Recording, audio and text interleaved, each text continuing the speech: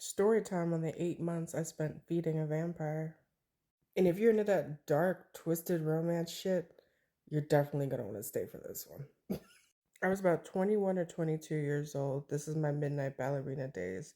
One night I'm working at the club, and in walks in one of the most finest men I have ever laid my eyes on.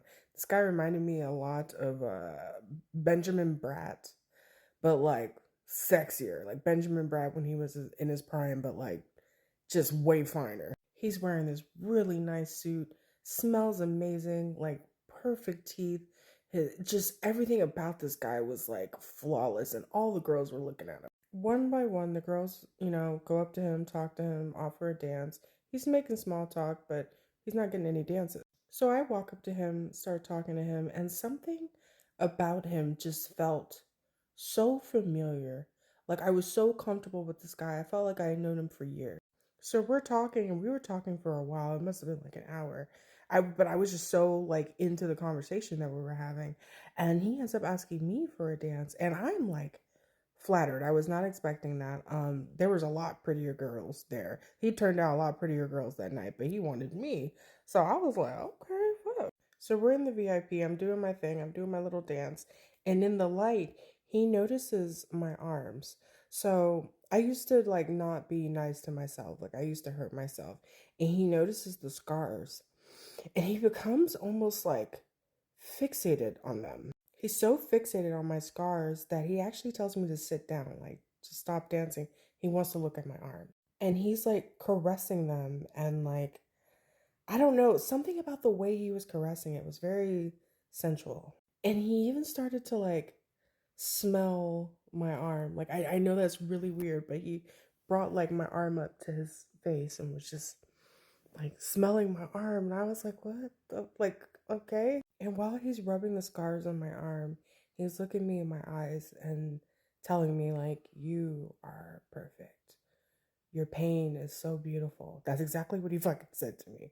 Mind y'all, I was a dancer, so like I had seen and heard a bunch of creepy shit. Like I didn't scare easily, but I was kind of like, this is very interesting. And I'm not gonna lie, it was something about him caressing my scars and putting his lips against them that made me feel seen and beautiful. And it was so sensual. So I finished my dance. He thanks me, gives me a fat tip, walks out. He ends up coming back every day for like the next week and getting a dance for me. So one night I'm in the back with him and he's doing his like little fixating thing on my arm. And he asked me, he's like, "Do you think you could do that again?" Like looking at my arms and rubbing my scars. I'm like, what do you mean? He's like, and he's rubbing his fingers across my scars. He's like, could you do this again? I'm like, I'm not sure exactly what you're asking me. Like, do I feel like hurting myself again? He's like, no, not that. Like, if I gave you money, could you do that to yourself? And I'm like, dude, you're starting to freak me out. Like, what do you mean? What are you looking for? Like, what's your thing? He ends up telling me, he's like, I really enjoy the taste of. So I'm like, like a normal fucking person would have gotten really freaked out, but I'm not a normal fucking person. Y'all know me. I'm like a bitch loves a good plot. I know it's gonna end up being the death of me one day. So I'm like, ooh, you little vampire, you got a little vampire kink. He kind of like shrugs his head, like, yeah, you can call it that. And he offers me $800 a feed. That's what he said. I'll give you $800 a feed. I'm like, 1,000. He's like, done. So fast forward, we end up making a date for the feeding, and he actually wants to take me out on a date though. So we go to this nice restaurant. He orders for me. I was fine though because he ordered the steak, and I would have ordered that anyway. So I was really happy with that. And he doesn't eat. He just orders a glass of wine. So we end up going to one of his properties, or at least that's what he told me. He told me that he was in real estate and he owns a bunch of properties, and this is one of his properties. And it is this beautiful, I don't know if it was a mansion, like I don't know what technically makes a mansion, but it was this big ass beautiful house in the Hollywood Hills. I know y'all are like losing your fucking minds right now. Like, bitch, what the fuck? He could have been anybody and done anything to you. I know. We get in this house, there's candles everywhere. There's a fire already rolling in the fireplace. I'm telling you, it was like a scene out of a fucking movie. He asked me to lay down on this really pretty chaise lounge that was by the fireplace, and he pulls out this knife. And I remember this knife. It was a pretty knife. It was like in the shape of a feather.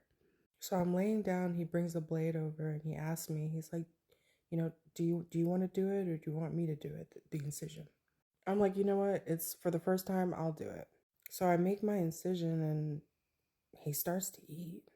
And it was something about the way that he was eating that just, I don't know, it felt really intimate, really sensual. Like it gave me literal chills. I'm getting chills right now just talking about it. And something in me was just like I wanted to eat him too. Like just desire just grew inside of me. I almost felt like I was in a trance and I got this rush that I had never gotten from any substance that I've ever taken in my life. And it was like instant addiction, that rush that I was getting from him feeding. I've never felt that rush again to this day. And I end up jumping his bones. I told you I felt this desire to just consume this man. And that was to this day the most amazing sex I have ever had in my life. So fucking passionate and just it was just fucking crazy. And that just became our thing. Like I would go over and I would feed him and he would end up fucking feeding me, feeding my fire. And I can already hear y'all in the comments. So you were pretty much an SW worker. It was not like that. He was not paying me for that. He was paying to feed. And the other stuff, I was just giving it to him honestly. In the aftercare, my gosh, we would always take a shower afterwards, and he would pull out his little first aid kit and clean me up and disinfect me and bandage it up and make sure like I was okay. And for 8 months, this is what we did. We would go out to a nice dinner. He would order me the steak. It had to be steak. And I noticed every time we linked up, it would be like a nights that were raining. I I don't know why the rain, but that was just something that I noticed. And in those 8 months that I spent with him, I ended up making 12K with 12 different feedings. Not only did I make 12K, but it seemed like everything in my life was just like on the up and up. I was making the most money I've ever made at my work, at my club. Like, I was having good luck. Like, I just had everything. And he would literally glow after each feeding. Call me fucking crazy, but I felt like every time I fed him, he looked younger and stronger. And the only reason why the feeding stopped is because I told him, I didn't want to keep doing that to my skin because I had already had a lot of damage from the prior times of me just hurting myself. And he completely understood. He was sad about it, but he completely understood, and he gave me like one last like really big tip. He gave me like a $3,000 tip, and that was that. Like I never saw him again. He never came back to the club ever again. And like a year or two later, I drove past that house, like just curious, and I don't think he lived there anymore. I'm not even gonna lie, I was trying to see if I can get some D. That's how amazing it was. I circled back 2 years later. And y'all can judge me all you want. I don't care. I've got my little kinks too. And I was a fully consenting adult.